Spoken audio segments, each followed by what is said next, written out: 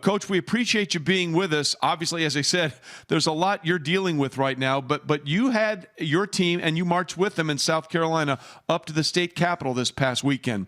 What was the thought process behind that, and what do you think it meant for your team to see you marching with them?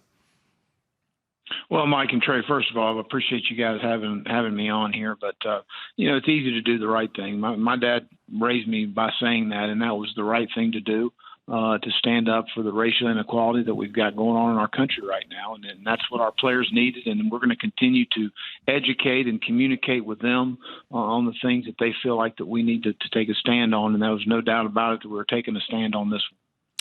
Players I know started to come in last week as voluntary workouts start to get going. What was there, the team discussion before the protest and the march that you guys had? What went on before that? Well, we had 3 Zoom meetings last week. One as a team, and I expressed to them that my wife and I, Carol, we're going to march on Friday during a peaceful protest here in Columbia.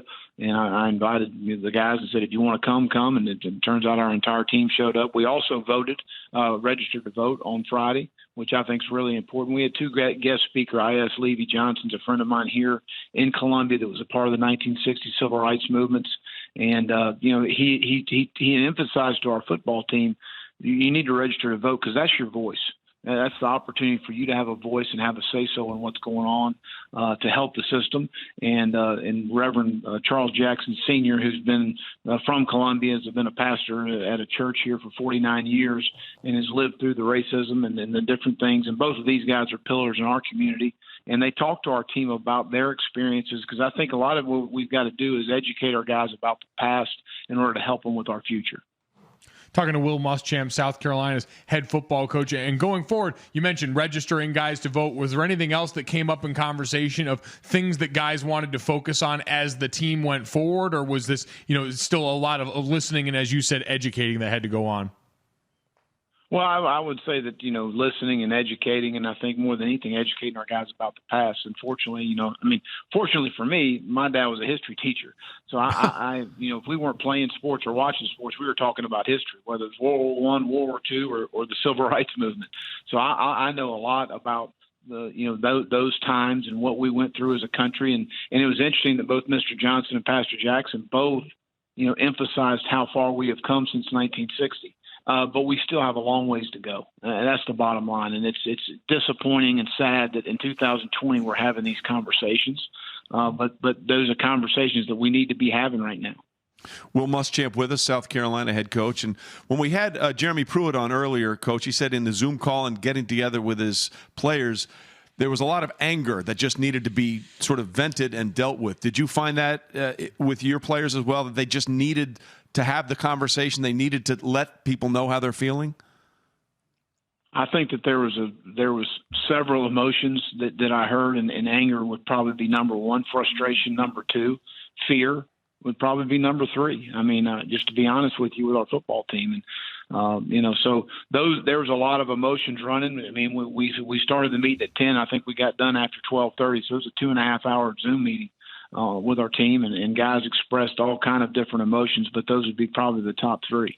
Will Muschamp, coach at South Carolina, joins us here on Golic and Wingo. Then there's obviously this part of it, which has been taking over the country and really the world, but also something else taking over the country and the world is the global pandemic, the coronavirus. So can you talk to us about that, players coming in and how they were tested and were there any positive and how that plan has all gone? Well, again, I think we've got a really good plan in place. We've got our guys traveling in clusters. It's not about side of the ball or position. It's about who they live with. So we're trying to limit the exposure that they have to the unknown so that they're only around the guys that they live with. So we're traveling in clusters of 4 to 5. They come in the building together. We check their symptoms, their temperature. We tested everybody for COVID-19 last week and the antibodies test. And then we had to re-physical our entire football team just because they've had so much time off to make sure that they pass the physicals.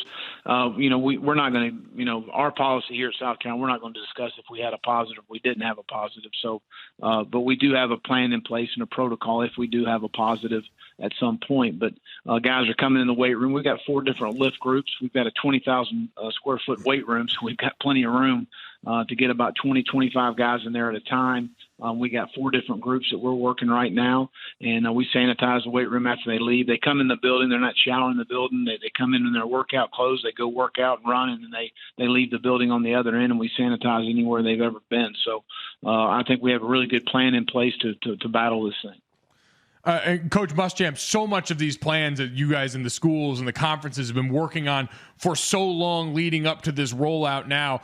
So I'm just curious, what went into the thought process for you guys of not wanting to disclose the names of anyone that tested positive through the course of this?